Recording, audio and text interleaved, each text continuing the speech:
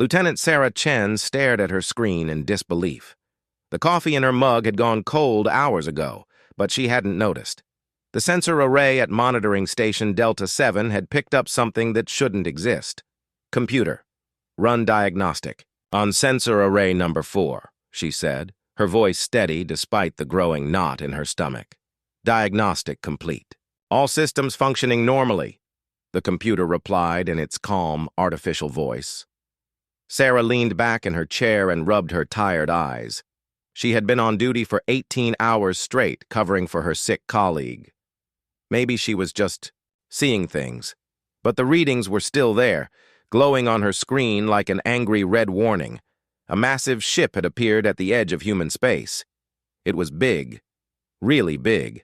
The computer estimated it was at least 3 kilometers long and 1 kilometer wide. That made it larger than anything humans had ever built. But size wasn't the strangest thing about it. The ship's design was unlike anything in their databases. It looked organic, like it had been grown instead of built. Its hull curved and flowed in ways that seemed impossible, and the energy readings coming from it were off the charts. The ship was putting out more power than an entire human colony. Sarah's hands shook slightly as she reached for the emergency communication button. This was way above her pay grade. Command, this is Delta 7 monitoring station. We have a situation out here. The response came quickly. Delta 7, this is Sol Defense Command. What's your status? Sir, we have detected an unknown vessel. It's big, and it's not in our ship registry. The design is completely alien to anything we've seen before. There was a long pause. Delta 7, are you certain about this reading? Yes, sir. Computer confirms all systems are working normally. This thing is real, and it's heading into our space. Understood, Delta 7. Stay at your post and keep monitoring. Do not attempt to make contact. Help is on the way. Admiral Marcus. Rivera was having dinner with his family when the call came. His daughter was telling him about her school day when his emergency communicator beeped 3 times. The signal for a priority 1 emergency. I have to take this, sweetheart, he told, his daughter kissing her forehead. His wife gave him a worried look but said nothing. She knew the demands of his job. Rivera stepped into his home office and activated the secure communication link. Captain Williams appeared on the screen, his face grim. Admiral, we have first contact. Those 4 words changed everything. Rivera felt his blood run cold. Humanity had been exploring space for over 200 years. They had found ruins of ancient civilizations and evidence that other species existed. But they had never actually met anyone who was still alive. Tell me everything, Rivera said. Williams briefed him on the situation. The unknown ship was massive and technologically advanced beyond anything humans had achieved. It had appeared suddenly, as if it had been hiding somehow. Most concerning of all, it was heading directly toward the Kepler 44-2 system, home to over 50 million human colonists. Have we tried to communicate with them? Rivera asked. Not yet, sir. We wanted your approval first. Rivera nodded. This was the moment humanity had been preparing for since they first left Earth. Every human child learned about first contact protocols in school. They had practiced this scenario thousands of times in simulations. Open a channel. Use standard first. Contact Protocol 1. The first message was simple mathematics. Prime numbers, basic addition, the value of pi. Universal concepts that any intelligent species should recognize. They transmitted the message on multiple frequencies and waited. No response. They tried. Protocol 2. Simple pictures showing the structure of hydrogen atoms, the solar system, and basic geometric shapes. Still nothing. Protocol 3 involved showing them recordings of human music, art, and peaceful activities. The message was clear. We are not hostile. We want to talk.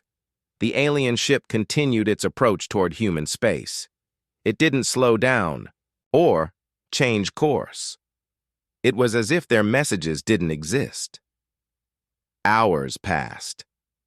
Rivera had moved to the main command center at Sol Defense. The best minds in human space were working on the problem. Linguists, mathematicians, physicists, and diplomats all tried different approaches. Nothing worked. Dr. Elizabeth Foster, the lead xenolinguist, was getting frustrated. "It's like they're not even receiving our signals," she said, "or they're choosing to ignore us completely." "Maybe they don't understand our technology," suggested Dr. Park, the xenoarchaeologist. "Their ship design is so different from ours. Maybe they communicate in ways we haven't thought of. Or maybe they just don't care what we have to say," Rivera said quietly. That possibility scared everyone in the room. If the aliens weren't interested in communication, what did they want? The answer came 36 hours after first detection. The alien ship finally responded, but not in the way anyone expected. The message came through on every communication frequency at once. It was in perfect English, somehow translated in real time. The voice was cold and mechanical, without any emotion.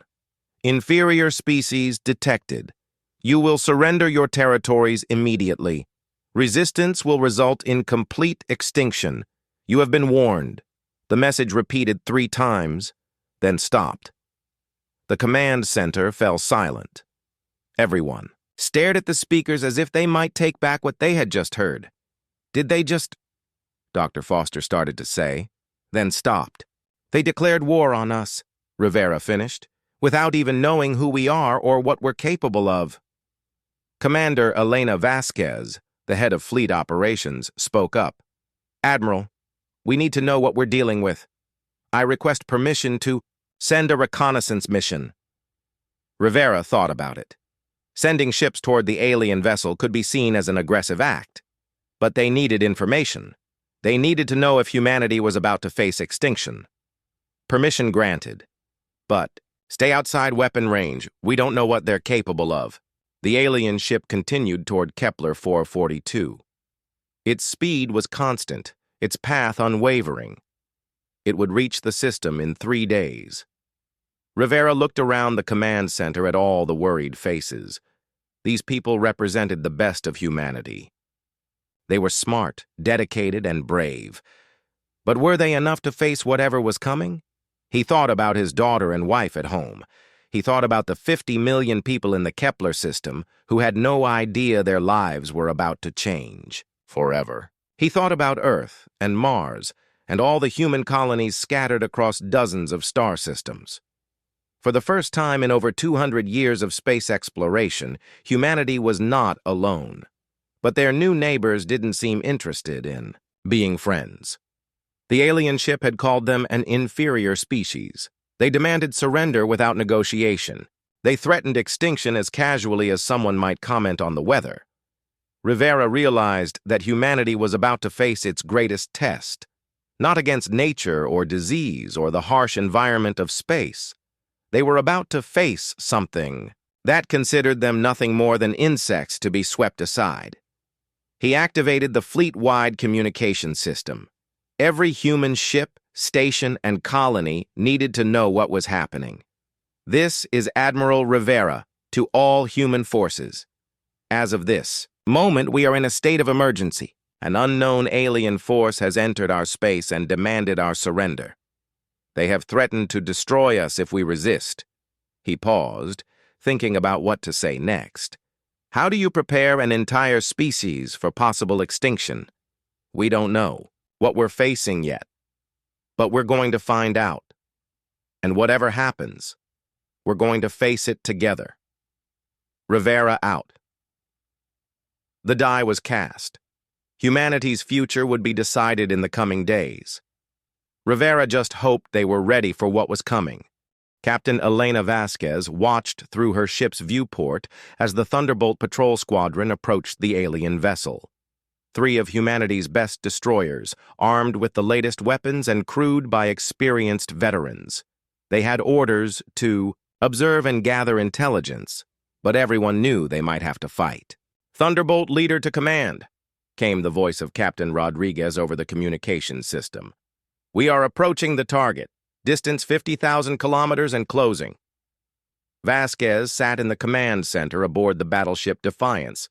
humanity's most powerful warship. Around her, dozens of officers and technicians monitored every aspect of the reconnaissance mission. Admiral Rivera stood behind her, his face tense with worry. "Copy. Thunderbolt leader. Maintain safe distance and begin sensor sweep," Vasquez replied.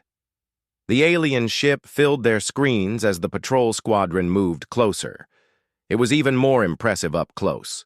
The organic curves of its hull seemed to shift and flow like liquid metal. Strange lights pulsed along its surface in patterns that hurt to look at directly. "Command, this is Thunderbolt 2, came another voice. "My sensors are picking up energy readings that don't make sense. This thing is generating more power than our entire fleet combined." Dr. Foster, who was monitoring from the command center, frowned at her instruments. "Admiral, the energy patterns are unlike anything in our physics textbooks. They're doing things with matter and energy that should be impossible." "Thunderbolt leader, pull back to a safer distance," Rivera ordered. Something doesn't feel right about this. But it was too late. The alien ship responded to their presence. Without warning, beams of purple light shot out from the alien vessel. They weren't lasers or plasma bolts like human weapons. They were something else entirely. When they hit the lead destroyer, the ship simply stopped existing. One moment it was there, the next it was gone. Not destroyed or exploded, just gone, as if it had never been built. "Thunderbolt leader is down," shouted Thunderbolt 2. "Thunderbolt leader is gone. How is that possible?" The remaining two destroyers immediately opened fire with everything they had: nuclear missiles, plasma cannons, railgun rounds. The weapons struck the alien ship's shields and simply vanished. The energy barriers around the alien vessel absorbed every attack without even flickering. "All ships, full retreat," Rivera ordered. "Get our people out of there." But the alien ship wasn't done. Two more purple beams reached out and touched the remaining destroyers. Like their squadron leader, they simply ceased to exist. 3 ships and 300 human lives gone in seconds. The command center fell silent except for the hum of electronics. Everyone stared at the screens in shock and horror.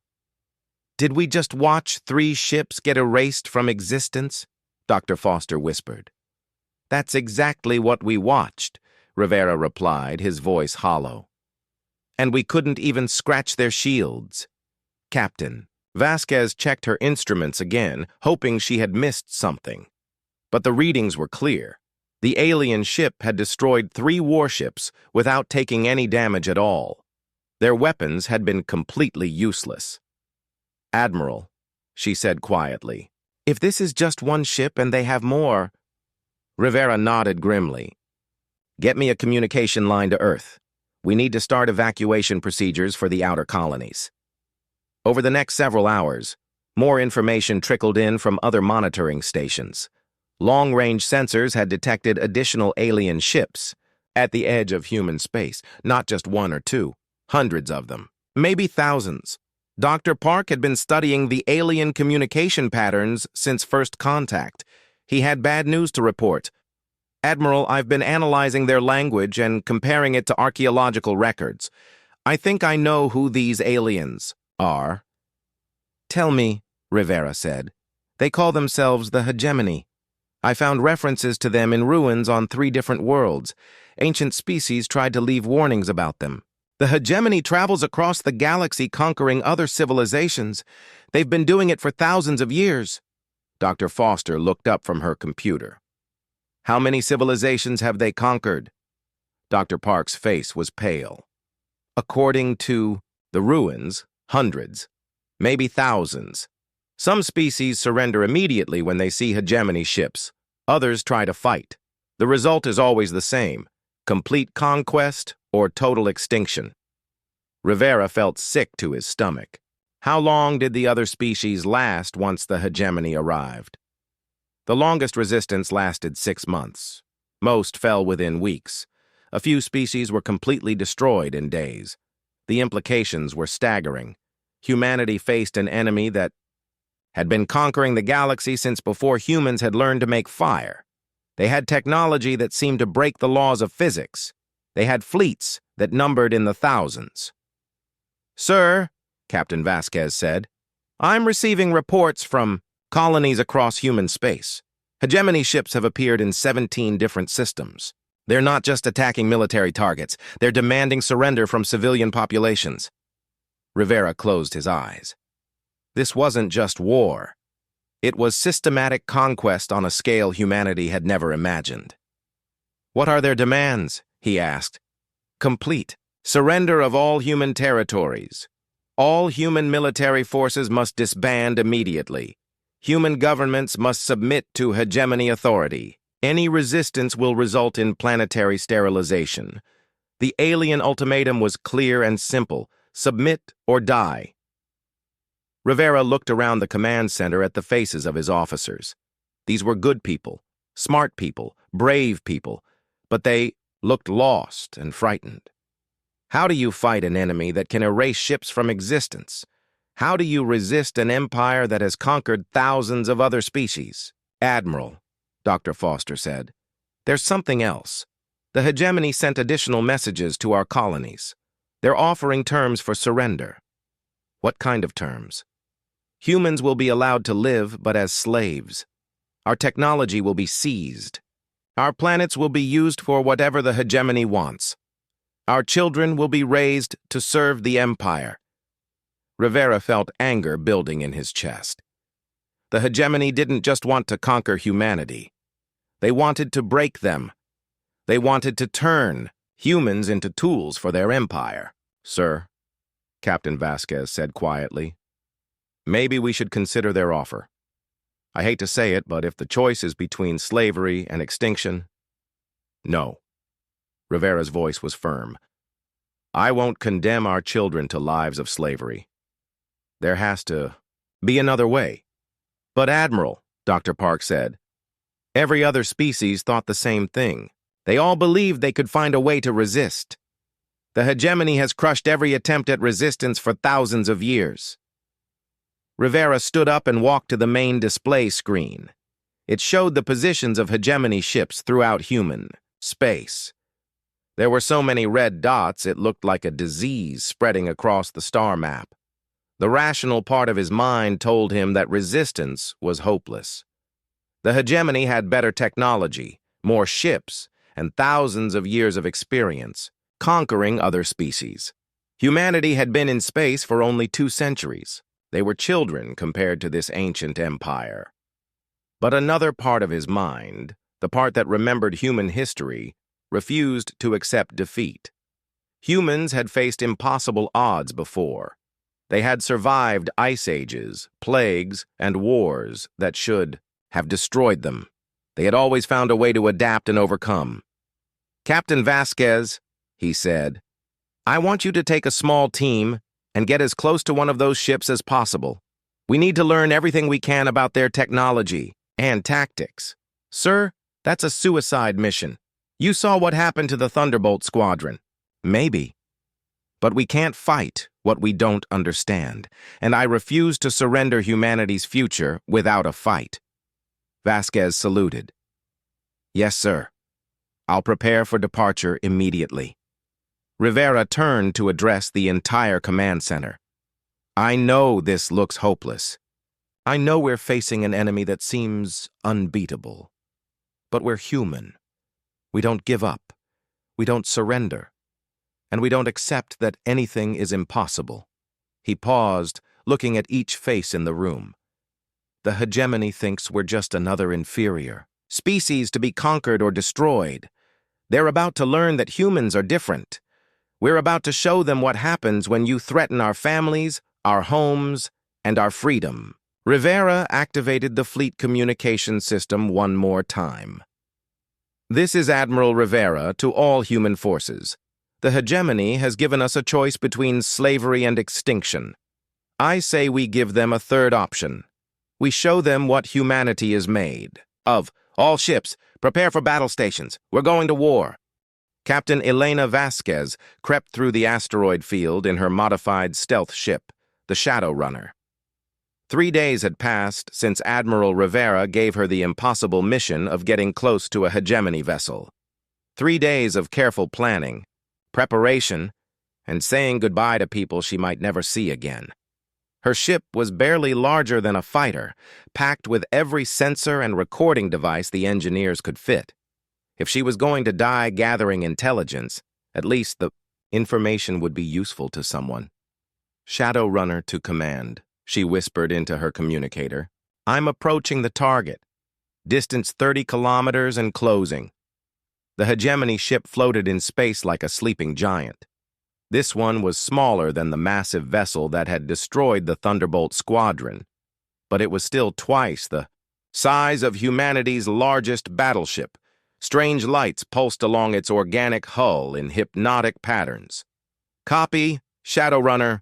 What are you seeing?" came Admiral Rivera's voice. "The ship appears to be scanning the asteroid field," Vasquez reported. "It's moving in a very predictable pattern. The same route, the same speed, every 20 minutes. She watched for another hour, taking detailed recordings of everything.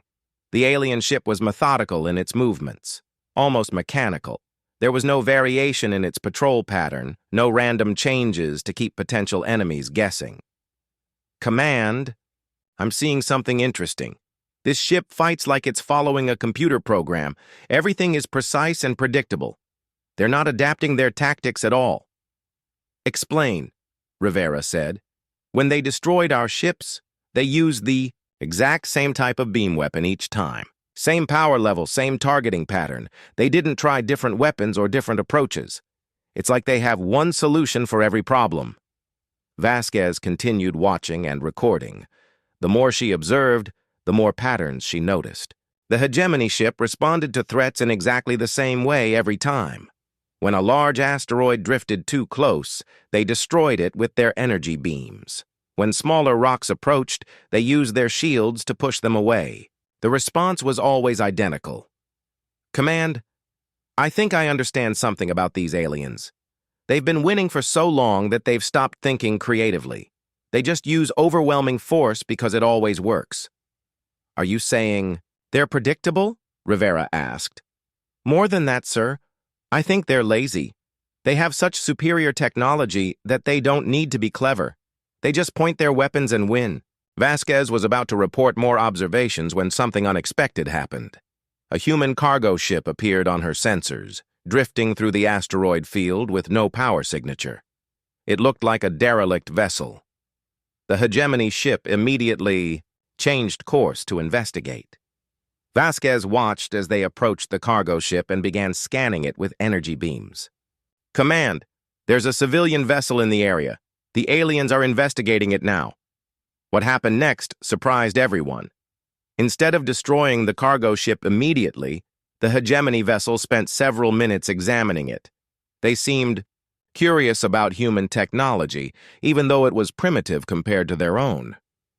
"They're not just destroying it," Vasquez reported. "They're studying it, taking it apart piece by piece with their energy beams." That gave her an idea, a crazy, dangerous idea that might get her killed. But it might also give humanity its first real advantage in this war. "Command, I'm going to try something. If this doesn't work, tell my family I love them." Before Rivera could respond, Vasquez shut off her stealth systems and powered up her engines. Her small ship shot out of the asteroid field directly toward the hegemony vessel. "Shadowrunner, what are you doing?" Rivera's voice was sharp with alarm. "Testing a theory, sir." The hegemony ship immediately detected her approach and turned to face her. Vasquez could see weapons charging up along its hull. She had maybe 30 seconds before they turned her into space dust.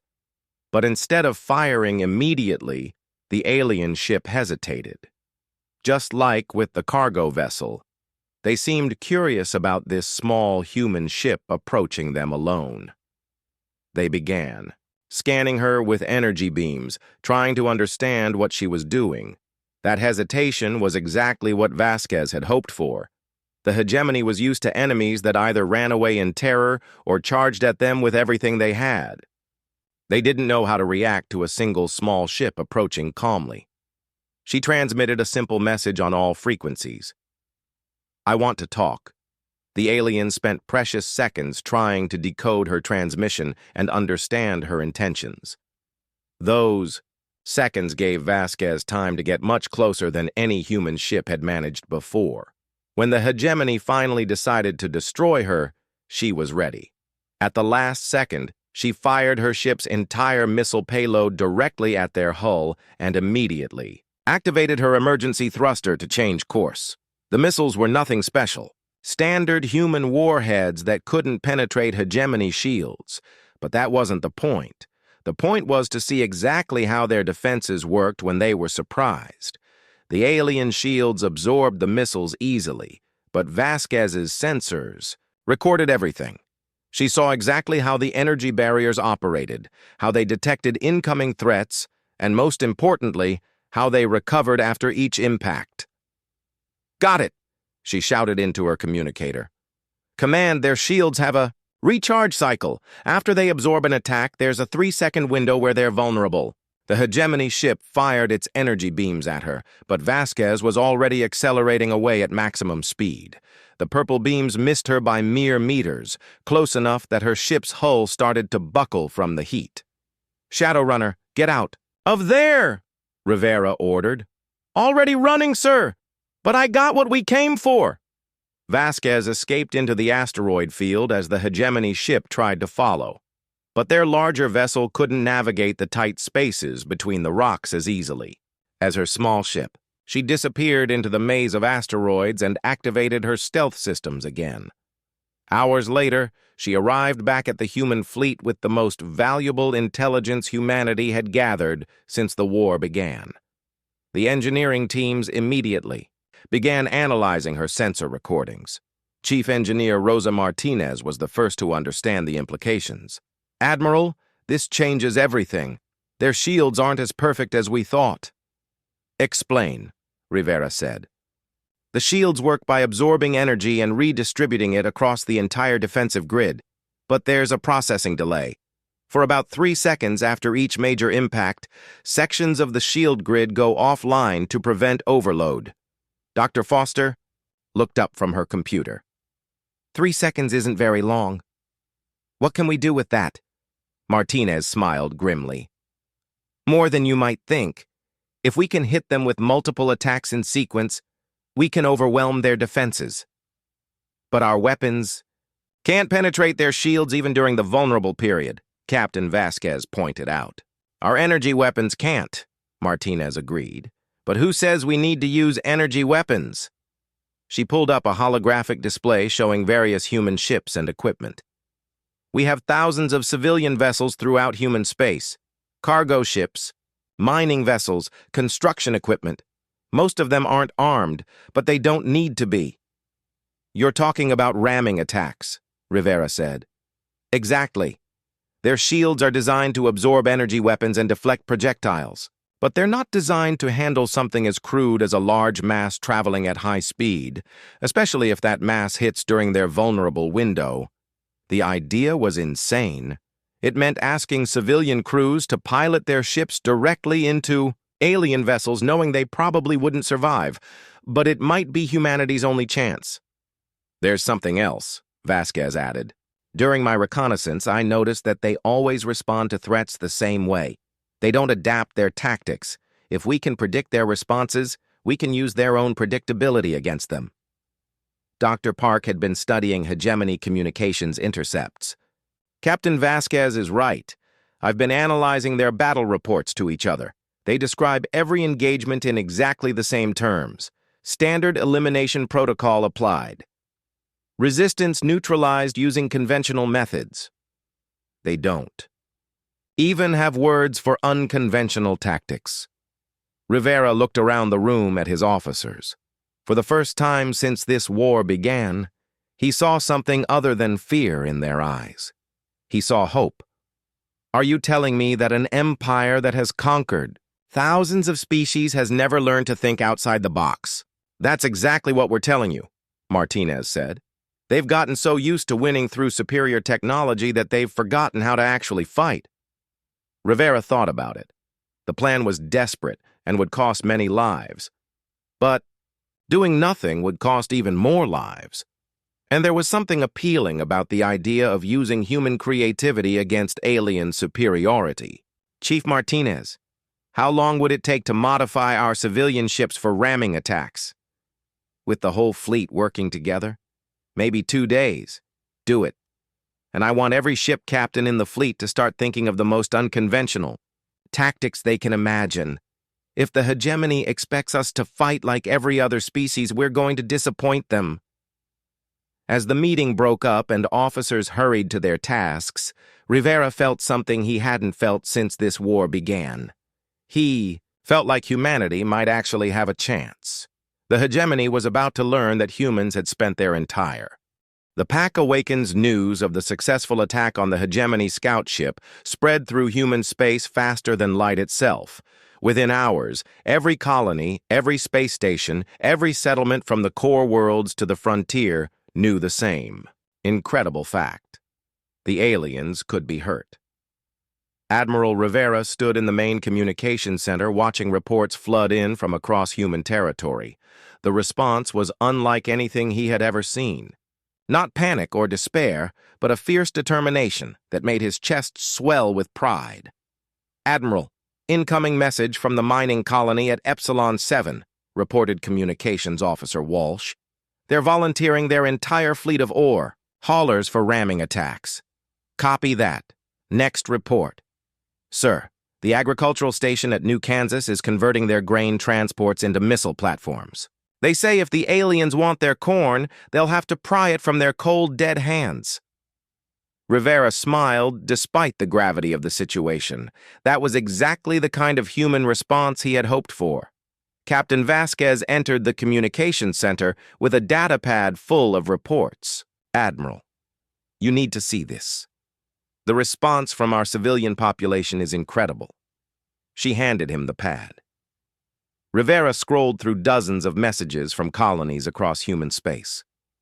Farmers were converting their harvesting equipment into weapons. Miners were using their industrial explosives to build bombs. Even luxury cruise ships were being modified for combat. But the most impressive response came from an unexpected source. "Admiral," Dr. Foster said, approaching with her own set of reports. "Retired Admiral Catherine Shaw has come out of retirement.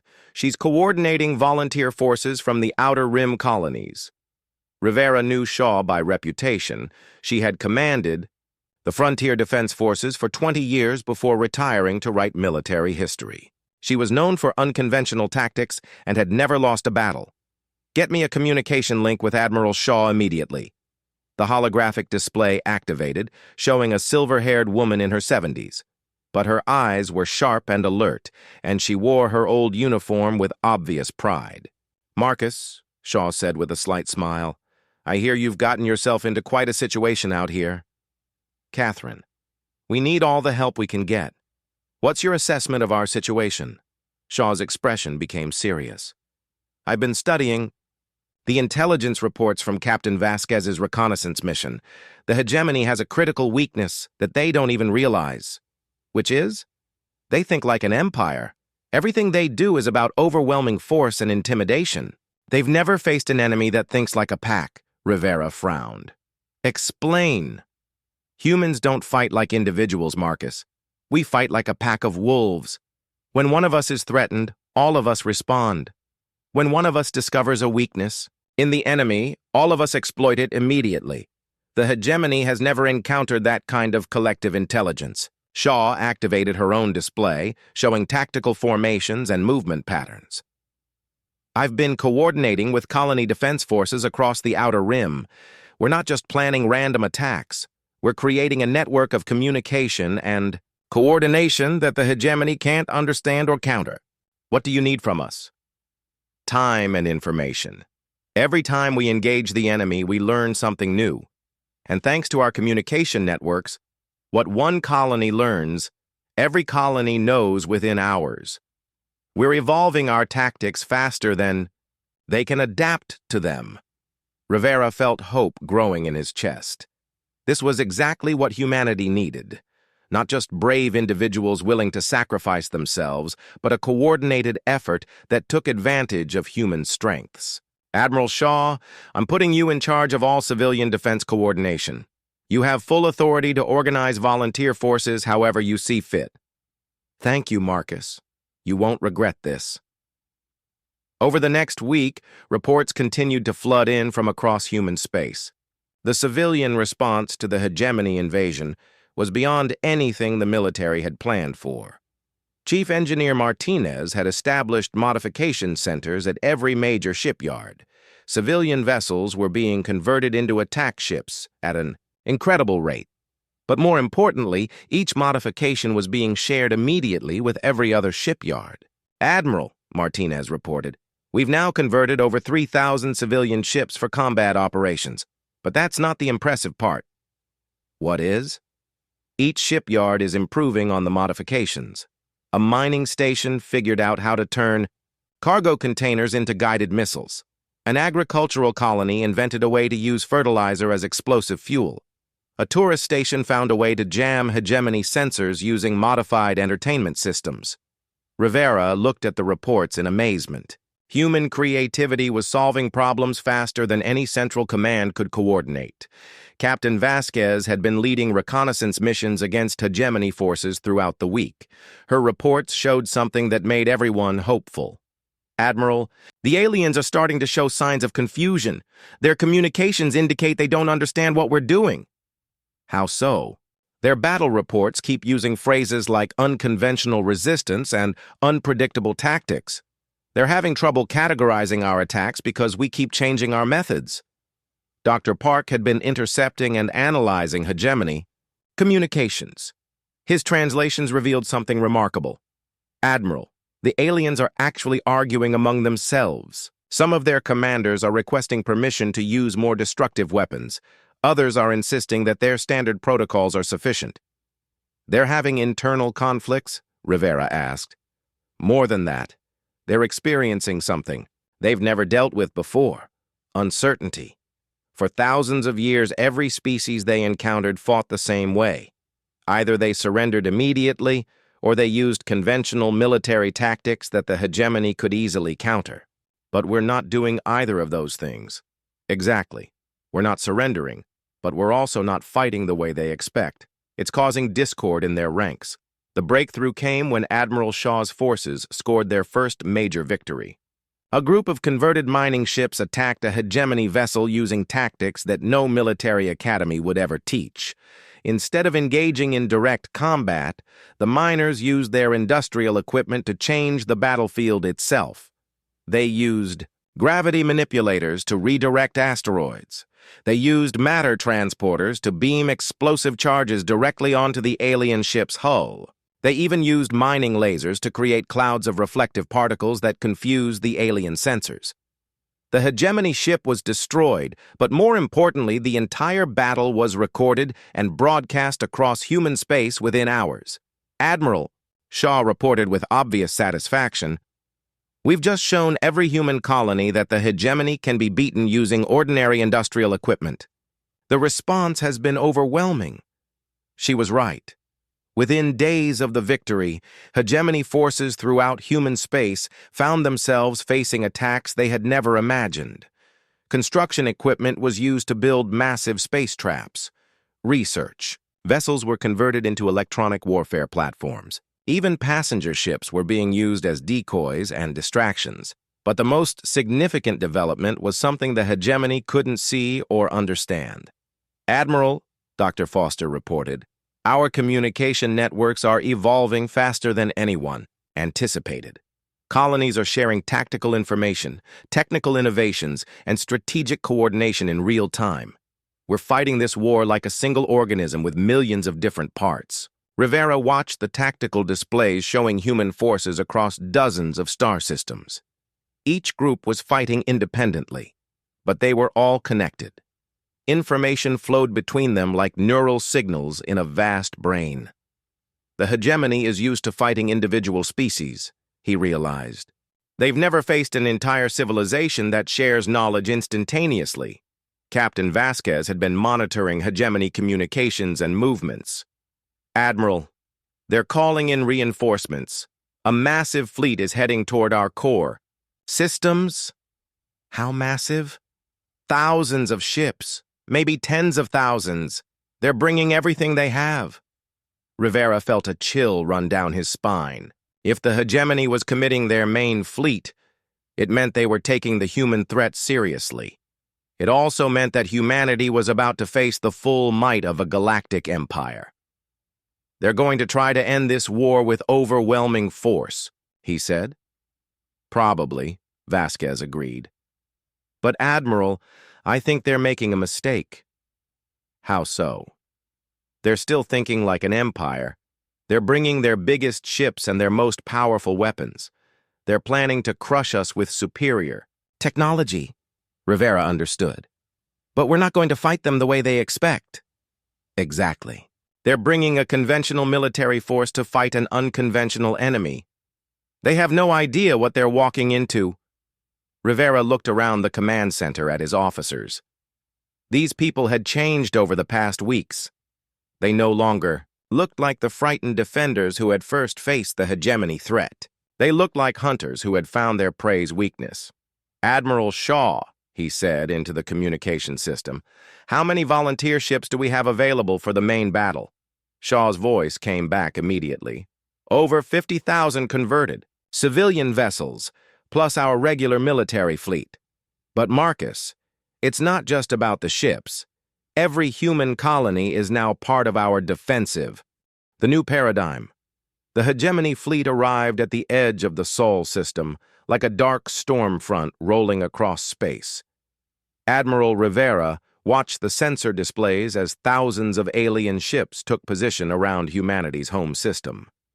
There were so many vessels that they blocked out entire sections of stars. Final count, Admiral, reported Captain Vasquez. We're looking at over 8,000 hegemony warships, everything from scout vessels to massive dreadnoughts. Rivera nodded grimly. The alien fleet was 3 times larger than every human ship ever built combined. By any rational military analysis, this battle was already over before it began. But Rivera wasn't thinking about rational military analysis anymore. The past month had taught him that humans didn't win by being rational. They won by being unpredictable. Admiral Shaw, what's the status of our defensive preparations? Shaw's voice came through the communication system with calm confidence. All civilian evacuation is complete. Every non-combat vessel has been moved to the outer system.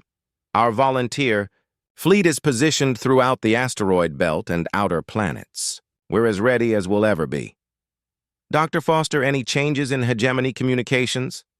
Yes, Admiral. They're broadcasting surrender demands on all frequencies, but there's something different this time. Their language patterns show signs of frustration and uncertainty. I think our resistance has rattled them more than they're willing to admit. Rivera activated the fleet-wide communication system. Across the Sol system, over 60,000 ships received his transmission. Military vessels, converted civilian ships, mining platforms, even modified space stations, each one crewed by humans who had refused to surrender their freedom.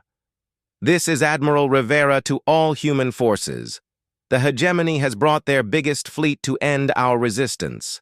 They expect us to either surrender in terror or charge at them with everything we have. He paused, looking at the massive alien fleet on his displays. We're going to disappoint them. Today, we show the galaxy what happens when you threaten humanity's children. Today, we prove that some things are worth fighting for, no matter the odds. All units, begin Operation Swarm. The hegemony fleet began moving toward Earth in perfect formation. Massive dreadnoughts in the center, supported by cruisers and destroyers in precise geometric patterns. It was an awesome display of military power that had terrified hundreds of other species into immediate surrender.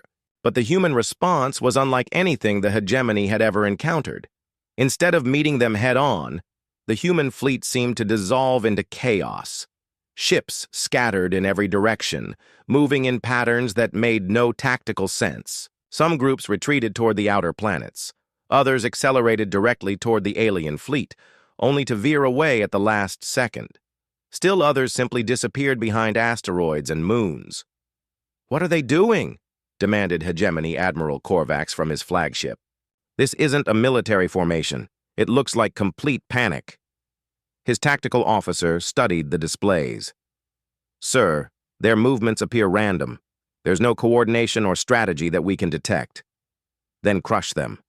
Begin standard elimination protocol. But when the hegemony ships opened fire, their targets weren't there anymore. The human vessels had scattered into small groups that moved independently, making them nearly impossible to target effectively. Sir, we're only hitting a few ships per volley. They're moving too unpredictably for our targeting systems. Admiral Korvax frowned. Every other species the hegemony had conquered fought in organized formations that could be systematically destroyed. These humans were fighting like a school of fish, scattering when attacked, but somehow still moving together. Then the real attack began. From behind asteroids, from the shadows of moons, from positions throughout the outer system, waves of small human ships launched themselves at the hegemony fleet. They came from every direction at once, making coordinated defense impossible. Most of these ships were converted civilian vessels with minimal weapons. By themselves, they posed no threat to hegemony shields. But they weren't attacking by themselves.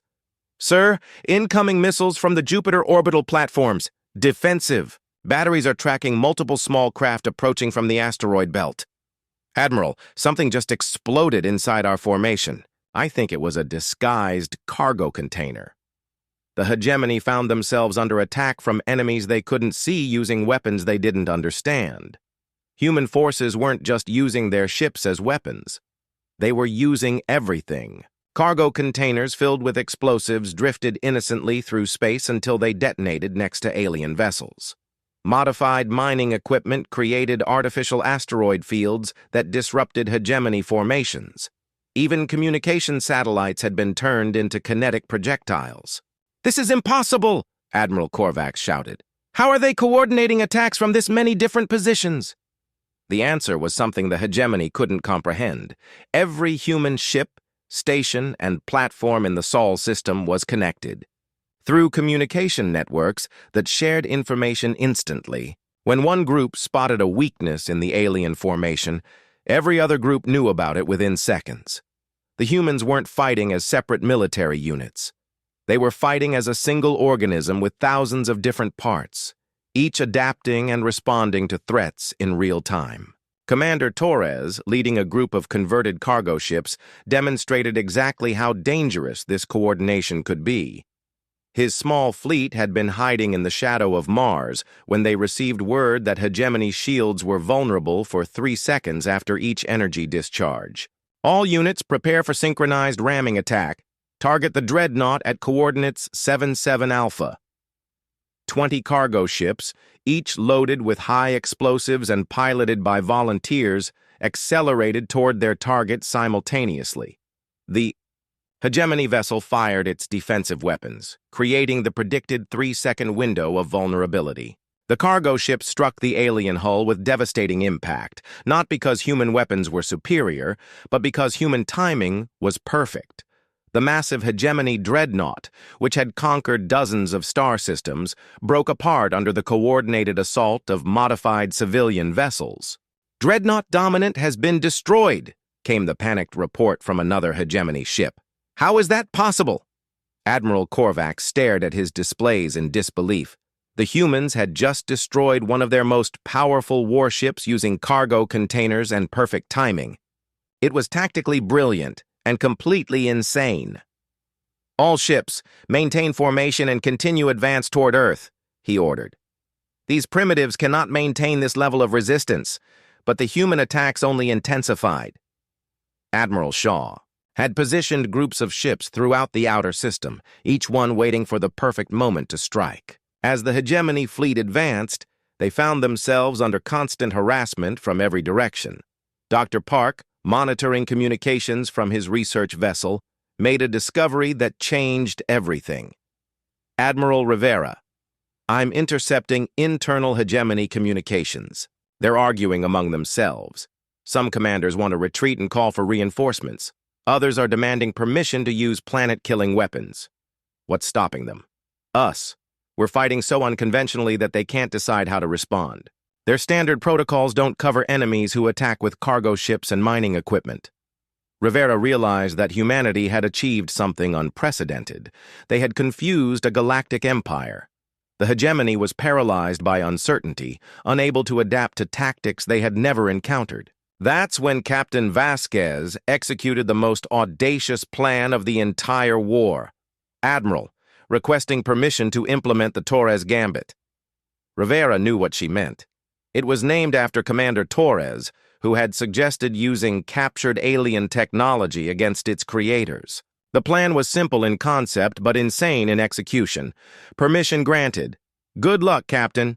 Vasquez took her modified stealth ship directly into the heart of the hegemony formation. But instead of attacking, she did something the aliens never expected. She transmitted a message directly to their fleet communication network. The message wasn't a surrender or a threat.